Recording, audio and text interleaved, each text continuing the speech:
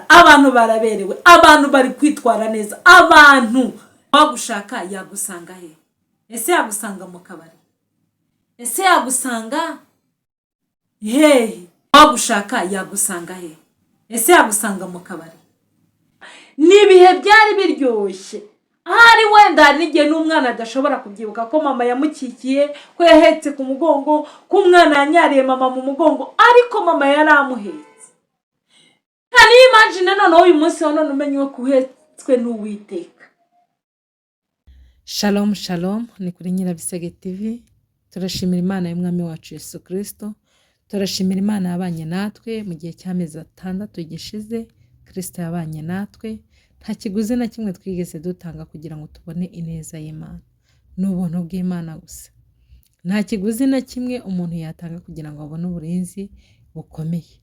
Mbese namwe ubwo burinzi bw'Imana bwabagezeho? Ubwo burinzi bw'Imana marayika w'Imana yabagezeho, abazaniye gukomera kw'Imana. Turashimira rero ko yabanye natwe. Igice cy'umwaka ni kinini cyane, abantu badukurikirana ni kinini cyane, ni kinini. Imana yagiye ibana natwe, Imana yatwitayeho. Suko turabere, suko dukiranuka, suko dufite imbaraga, ariko yabikoze mu bushake bwayo, yabikoze mu mbaraga zayo nk'Imana, kugira ngo ikomeze itwereke kuko ari Data wa twese. Rero uyu mwanya nongeye kandi kugaruka, nakiriye inshuti zanjye, abavandimwe, umuryango mugari cyane Imana yampaye kuri YouTube channel Nyirabisage TV. Turashimira Imana y'Umwami wacu Yesu Kristo yabarinze natwe ikaturinda. Ikindi kandi ndashimira inshuti zanjye muri hirya no hino, abakuru, abatoya, abamama, abapapa, urubyiruko, abakobwa, abahungu, abantu mwese mwagize umwete wo kunshyigikira, abantu mwabanye nanjye muri uru rugendo. Ntabafite ntacyo nakwishoboza, ariko iyo ndi kumwe namwe ni ukuri Kristo Yesu akomeze ahabwe icyubahiro. Ndashimira cyane inshuti zanjye zitari muri iki gihugu cyacu cy'u Rwanda, bari hirya no hino ku isi, bari ku migabane itandukanye y'isi, bagiye banshyigikira, baransapotinga, barampamagara, bambwira ko ibintu nkora ari byiza. Imana ibaha umugisha cyane inshuti zanjye aho muri. Kristo akomeza abampera umugisha. Ndabizi neza kuko iyatangije umurimo muri twebwe ari nayo izawusohoza. Rero muri uyu mwanya abantu bari hirya no hino, ndabizi bajya bankurikirana, abari Norvege, abantu bari muri Australia, abantu bari muri mana yanjye mu bihugu bigiye bitandukanye, Amerika, ahandi hose, muri East Africa yacu aho turi, mu Rwanda. Mbega buse mbivuge gute? Bivuze igihe cyandenga, niko umwanditsi yavuze ngo ngize ngo mvuge iby'Imana ikora igihe cyaturengana. Ni byiza gusa, ni by'igikundiro iyo abavandimwe bahuye, bahuje, kandi ndabizi neza kuko njye namwe turi abavandimwe, turahuye kandi turahuje. Rero uyu mwanya nifuje kongera kandi kugaruka kuri iyi tariki nziza cyane, tariki yo gutangira ukwezi kwa karindwi. Ukwezi kwa karindwi ni umwuzuro w'Imana. Karindwi ubundi ku bantu babizi, karindwi ni umwuzuro w'Imana. Saduraka, Meshaki na Abedenego bagiye kubajugunya mu rwobo mu itanura ry'umuriro, benyegeje cyangwa se bongereyemo umuriro, bakora ni nk'ari mistake bakoze, kuko karindwi k'Imana kazura umuntu, karindwi k'Imana karakubohora, karindwi k'Imana kabana nawe mu majya ndetse n'amazi. Karindwi k'Imana rero kuri twebwe ni umwuzuro ukomeye inshuti zanjye, ni umwuzuro ukomeye bavandimwe, kuko Imana yacu igiza ikabana natwe, iciye mu nzira zirenga 1000 kandi katugirira neza. Rero nanjye uyu mwanya nifuje kandi kongera kugaruka. Nari maze igihe kinini ntari, nari maze igihe kinini cyane, si kinini cyane ariko cyari kirimo nk'ukwezi ntaza kuri uyu murongo ngo nze tuganire, nze tubonane. Ariko ni ukuri nongeye kandi kugaruka, nanjye ndabishimiramo Imana. Uyu munsi rero maze gushimira inshuti zanjye, maze gushimira abavandimwe, ababyeyi, abantu mwese mushyigikira, ni ukuri nanjye ndabashimiye. Rero kandi n'abantu batari baza kuri uyu murongo, mukore subscribe, abajeho bwa mbere mukore subscribe, mukore like, mukore share, mukore na comment. Muraba mudushyigikiye ndetse muraba mushyigikiye umurimo w'Imana, kugira ngo waguke ku isi hose. Ijambo ry'Imana ntabwo rijya risaza. Amazina y'abantu arasaza akibagirana. Amazina y'abantu ajya ata agaciro akaba expired akibagirana. Ariko izina ry'Imana yacu, izina ry'Imana Data, izina ry'Umwami wacu ntabwo rijya rita agaciro, rihora ririshya. Nayo mpamvu ijambo ry'Imana iyo rije riba ririshya kuri twebwe, riba ririshya mu bavandimwe ababashije kuryumva. Abaryumvishije kera, iyo bongeye kuryumva bumva ari rishya ku buzima bwabo. N'abatari baryumva nabo iyo ribagezeho bongera kandi kumva ko ari ryiza, ribaryoheye, rifite ubuzima bwiza. Rero uyu mwanya ngiye kubaganiriza ijambo ry'Imana. Si rinini kandi sinaritoye. Hari umwanditsi yaravuze ngo aho kugira ngo inyuguti imwe iveho kuko Imana yavuze, iri rimwe akanyuguti kamwe, niba ari ka a, niba ari nzakugirira neza, aho kugira ngo kave ku ijambo Imana yavuze, ngo ahubwo isi n'ijuru byavaho. Rero niba hari icyo Imana yakuvuzeho, niba hari umugambi w'Imana uri ku buzima bwawe, wicika intege, yabivuze izabisohoza. Ntiwihebe, ntiwiganyire, ntiwihebe, ntucibwe intege n'ibyo ubona. Hari byinshi cyane bigenda biduca intege, tugahura nabyo, tugahura n'ibisitaza, tugahura n'ibigerageza. Ariko Imana ikabana natwe kandi ikatugirira neza. Ntari nasoma iri jambo ngiye kubaganiriza, ni ukuri tugiye gusoma ijambo ry'Imana, ariko mbere ko dusoma ijambo ry'Imana tugiye kubanza gusenga. Ntabwo ibi bintu biba byoroshye, nta nubwo biba ari umuntu wese wapfa kubishobora, usibye Mwuka Wera w'Imana ujya ubana n'umuntu, akabana natwe, akatwitaho, akatuyihira imihigo, agatuma tubana nawe. Hari umuririmbyi waririmbye neza aravuga ngo jya ubana na Mwuka, ujye ugwiza urukundo, nta soni uzagira numara kubona Yesu. Numara guhura n'ibyo byose, numara kubona neza Imana ku buzima bwawe, numara guha agaciro y'ibyo Imana iri kukugirira muri iyi minsi, ujye uyibwira ngo Mana warakoze. Nicyo cyonyine gusa, nicyo cyonyine nsaba. Imana iransaba kugira gusa ngo nyishimire. Nta turo rikomeye nshobora gutanga imbere y'Imana kugira ngo Imana yishime, usibye gusa umutima umenetse, usibye umutima wuzuye amashimwe, tukavuga ko Imana yaturinze ko turi amahoro. Tugiye gusoma ijambo ry'Imana, ariko mbere ko dusoma ijambo ry'Imana reka dusenge.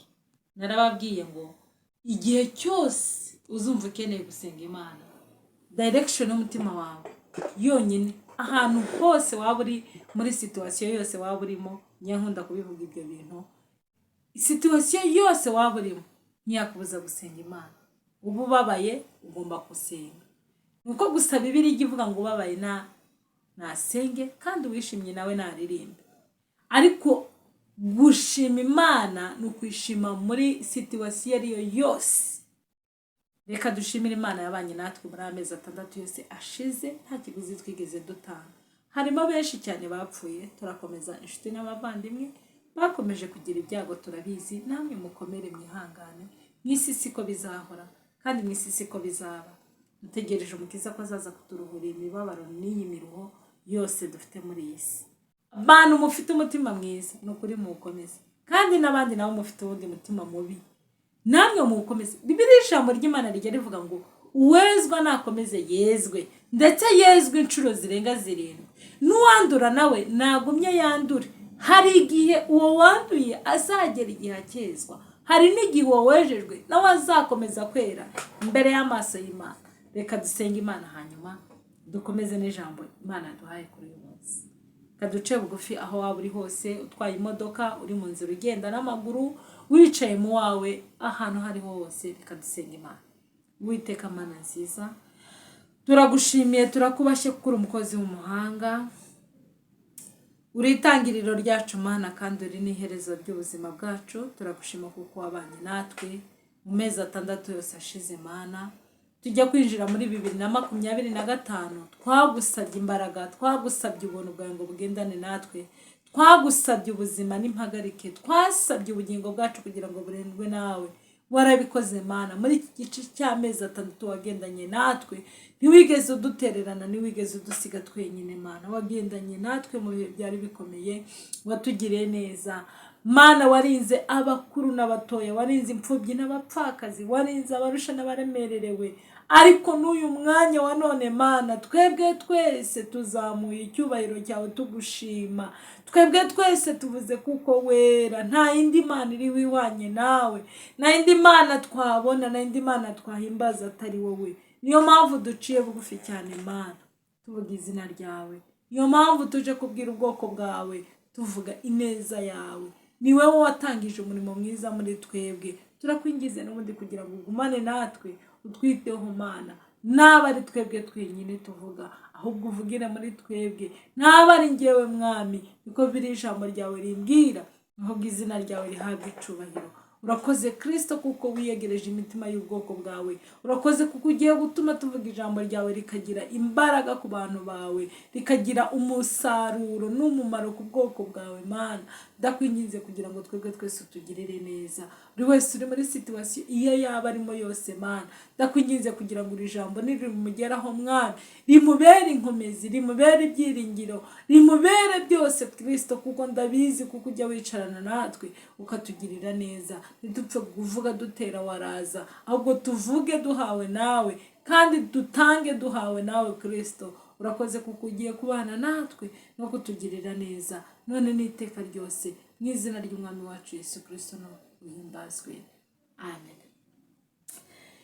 Tugiye rero gusoma ijambo ry'Imana mu gitabo cya Yesaya. Igitabo cya Yesaya tugiye kuvuga ijambo ry'Imana. Yesaya yari umuhanuzi mukuru w'Imana. Yesaya ari mu bahanuzi bakuru b'Uwiteka Imana yatoranyije kugira ngo abashe kuvuga ibyari bikwiriye muri iki gihe. Igihe Yesaya yari arimo atanga ubu buhanuzi, nicyo gihe natwe turimo. Uyu munsi wa none hariho ba Yesaya. Uyu munsi wa none harimo abaprofeti benshi bagiye batandukanye bavuga neza iby'ubuhanuzi bw'Imana yabahaye. Hari n'abandi bavuga neza iby'amarangamutima yabo. Ariko tugiye kuvuga neza ubuhanuzi Kristo yatanze, ubuhanuzi Imana yatanze inyujije mu mugaragu wayo Yesaya, kugira ngo bugere ku bwoko bw'Imana. Aho uri wambwira ngo haleluya, nanjye nkakiriza ngo amen. Bibiliya ijambo ry'Imana rijya ritubwira neza kuko Yesaya yahanuye mu gihe kiremereye, ahanura mu bihe byari biruhije. Hambere hariya hari hagoye, hari harimo abantu bumvaga cyane, hari harimo n'abandi bantu batumvaga, nabo bari bafite amatwi ariko batumva iby'Imana ishaka kuvuga. Kimwe yuko n'uyu munsi wa none harimo abantu bafite amatwi bari kumva neza iby'agakiza, bari kumva neza iby'Imana ishaka kuvugana n'imitima yabo. Hari n'abandi nabo batabyitayeho, hari n'abandi badashaka no kubyumva. Hari n'umuntu ubwira ngo umva ijambo ry'Imana akakubwira ngo reka nguko nuko cyatse. Ntabwo turimo tucyatse, ni twebwe Imana ihagurukije kuri uyu munsi wa none. Yaguhagurutsa, yampagurutsa, yahagurutsa n'abandi batameze nkatwe. Bibiliya ijambo ry'Imana rijya rivuga ngo nubwo twebwe tutayikorera, nubwo tutavuga ibyo yavuze, nubwo tutagenda aho yadutumye, nubwo tutakwamamaza ubutumwa bwa Yesu Kristo nk'uko bikwiye, ndetse ngo ibiti n'amabuye nibyo bizavuga kandi abantu bahari bazumva. Muri iyi minsi iruhije, muri iyi minsi y'intambara zireze, muri iyi minsi y'aho abantu batari kumva ubutumwa bwiza, muri iyi minsi y'aho wagira ngo abantu amatwi yabo arazibye, ntibagishaka kumva ubutumwa bwiza bwa Yesu Kristo, niho Imana yahagurukije umuhanuzi wayo Yesaya. Byari bimeze nk'iki gihe, isi yari iryoshye. Hari abadive baririmbye ngo isi iraryoshye, abantu bararya neza, abantu barambara, abantu baraberewe, abantu bari kwitwara neza, abantu bari mbega bari mu buzima bubabereye. Ariko umwuka w'Imana yadushaka akatubura. Uwagushaka yagusanga he? Ese yagusanga mu kabari? Ese yagusanga hehe? Ese yansanga mu rusengero? Ese yagusanga hehe? Hari umuririmbyi waririmbye aravuga ngo uwagushaka yagusanga hehe? mbese ubundi ubarizwa he? Uwagushaka yagusanga he? Mbese ubundi ubarizwa he? Uwagushaka uyu munsi yagusanga he? Harimo abo twasanga mu nzu y'Imana, mu nsengero, nubwo zikinze ziriho ingufuri si nyinshi, ariko izikinguye n'izikinguye hari abari mu nzu y'Imana uwajya kubashaka ntiyabasangamo. Harimo abantu b'abakozi b'Imana cyane tuzi, insengero zabo zinakinguye. Ni urugero nari ntanze, ariko uje kumushaka ari we Mwuka Wera ashobora gusanga rwa rusengero rukinguye, ariko agashaka pasiteri akamubura, agashaka umuvugabutumwa nkanjye akamubura, agashaka umuririmbyi nkanjye akamubura, agashaka umuntu uwo ari we wese wahawe impano mu nzu y'Imana akamubura. Ico nico gihe umugaragu w'Imana Yesaya yari ari mu bihe bigoye, yari ari mu bihe by'intambara, yari ari mu gihe abantu bari bafite amatwi ariko batarimo kumva. Ariko uyu munsi wa none ntabwo ndi Yesaya, ariko nzanye ubuhanuzi bw'Imana ku buzima bwawe. Nzanye ubuhanuzi bw'Imana bukubwira ngo wowe urushe kandi uremererewe, Uwiteka guheke ku mugongo we. Haleluya. Uwiteka guheke ku mugongo we. Iyo umuntu ari mu mugongo w'umubyeyi we wamubyaye, abantu bagize amahirwe y'ababyeyi babo bakabaheka, bakabashyira ku mugongo, bakabakikira, n'ibihe byari biryoshye. Ahari wenda hari n'igihe n'umwana adashobora kubyibuka ko mama yamukikiye, ko yahetse ku mugongo, ko umwana yanyariye mama mu mugongo, ariko mama yari amuhetse. Kandi imagine noneho uyu munsi wa none umenye ko uhetswe n'Uwiteka. Itangazo nje kugutangariza muri uyu munsi, kuri iyi tariki y'uyu munsi wa none, Uwiteka araguhetse. Yabanye natwe kuva tukiri mu nda z'abamama, kuva tukiri mu mugambi w'ibitekerezo by'Imana, papa na mama batari bahura, tutari twabisoro mu nda z'ababyeyi bacu, Uwiteka yaraduhetse ku mugongo. Abantu batagize amahirwe yo guhekwa, nkeka ko muri iyi si ya rurema n'umubyeyi waraye abyaye umwana bagatandukana, bakabatandukanya, umwana agapfa umubyeyi agasigara, cyangwa se umubyeyi agapfa umwana agasigara, wa mwana ntajya abura umuntu umuheka. I swear, umwana ntajya abura umuntu umuheka. Niyo yaba ari umwana wo mu batindi, niyo yaba umwana wo mu bakire, uwo mwana wavutse agasigara mama yagiye, ajya abona abantu bamuheka, nawe akajya mu mugongo. Muzi ukuntu umugongo unezeza. Urugero ngiye kubahereza mbere yuko nsomera ijambo ry'Imana. Wari waba mu ishuri udafite mu mutwe hakora neza. Gukora neza ntacyo mbivugiye. Sorry kuba mvuze iryo jambo. Kuba mu ishuri ariko ukaba utumva mathematics, ukaba utumva igifaransa, ariko ukaba wicaranye n'umuvandimwe wawe ubizi byose. Abanyeshuri bakunda kubyita ngo nuguheka. Wa muntu akaguheka, akagukopeza mu bundi buryo. Iyo aguhetse, ibazo ugiye gukora ikizamini wa muntu adahari guheka, byagenda gute? Isumira nyerera.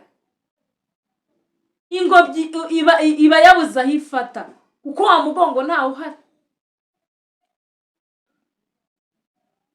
Reka mbatere story gatoya. Abanyeshuri bari mu ishuri, umuntu umwe akaba yumva Icyongereza, undi atacyumva. Abenshi bagiye biga mbere niko bajya bavuga ngo mwarimu w'Icyongereza yarazaga ngo umuntu ngo agahita asohoka. Ariko ubu siko bimeze. Umunyeshuri akurikirana amasomo yose, ni nayo nama ntanga. Ariko wa muntu yaba ari mu ishuri akumva nyine ntibiri kuzamo neza, akagira mugenzi we wamufasha muri ya masomo. Mbega kwa kuda abanyeshuri n'ubundi bajya bavuga ngo aramuhetse, uyu mwana ahetse ishuri. Umuntu usobanurira abandi imibare, agasobanurira abandi physique, akabasobanurira biology, akagenda basobanurira, uwo ngo abahetse. Ijambo ry'Imana rero ngiye kubabwira muri uyu mwanya, ngiye kubabwira kuko Uwiteka duhetse. Uwiteka ahetse basogokuru, yarabahetse kuba kibafite bari hafi yabo. Uwiteka ahetse ababyeyi bacu, Uwiteka araduhetse, Uwiteka araduhekeye, Uwiteka ahetse igihugu. Imana yacu ishimwe. Reka dusome ijambo ry'Imana. Dusome mu gitabo cya Yesayi ibice 46 ku murongo waho wa 3. Haravuga ngo nimwumve mwanzu ya Yakobo mwe, namwe abarokotse bo mu nzu ya Isirayeli mwese, abo nahetse mukiri mu nda, nkabaterura mukivuka, nkabageza mu zabukuru. Ndiwe, uwo ni Uwiteka wavugaga, muzarinda imvi z'uruyenzi nkibaheka. Ni njyewe waremye, ni njye waremye, ni njye uzaheka, ni koko nzaheka kandi nzajya nkiza. Haleluya. Uyu ni Yesayi wabivugaga, ariko akabivuga bihawe n'Uwiteka. Ijambo ritoya ngiye kukubwira, Uwiteka guheke. Muri aya mezi asigaye, Uwiteka guheke. Mu rugendo ufite, Uwiteka guheke. Mu burwayi urimo, Uwiteka gukize. Aratubwiye ngo ni njye uheka kandi ni nanjye ukiza. Yirahiye aravuga ngo ni njyewe wabahetse mukiri mu bitekerezo byanjye, mutari mwabisoro mu nda z'ababyeyi banyu. Uwiteka arabaheka, Uwiteka arabavugira, Uwiteka arabakikira ngo ndetse aduhaye n'isezerano rivuga ngo araduhetse kuzageza imvi zacu zibaye uruyenzi. Kandi yahetse njyewe, imvi zanjye zikaba uruyenzi, amekera abana, amekera abuzukuru, amekera abuzukuruza banjye, abana banjye bikazitwa ko twese twahetswe n'Uwiteka. Nshuti zanjye, bavandimwe, abakunzi banjye, bifurije ko muhekwa n'Uwiteka. Ababyeyi bakuru, muhekwe n'Uwiteka. Abari mu bigeragezo bitandukanye, mumenye ko muri ku mugongo w'Imana. Abari mu nzitane z'intambara, muhumure muri ku mugongo w'Imana. Iyo umuntu ari ku mugongo w'Imana ntanyerera, ntaterwa ubwoba n'ibihe, ntaterwa ubwoba n'ibimugerageza. Iyo umuntu ari ku mugongo arawuturizamo, akaryama agasinzira. Ababyeyi mutari mwabyara, muhumure murahetswe, n'abandi nabo bari mu mugambi w'Imana. Haleluya. Nabo Uwiteka arabahetse kuzageza imvi zacu zibaye uruyenzi. Uwiteka kiduhetse. Shalom, ndabakunda kandi mukomeze munshyigikire, mukomeze mubane natwe. Ijambo ry'Imana riratubwiye ngo dukomeze duhekwe n'Uwiteka. Ni wenyine wo kuduheka ntitugire ubwoba, ni wowe wenyine wo kudujisha tukumva dufite umutekano wose. Ndabakunda cyane. Ijambo ry'Imana ribagereho, ribanezeze. Umwuka w'Imana akomeza abasobanurire none n'iteka ryose, mu izina rya Kristo Yesu umwami wacu. Amen.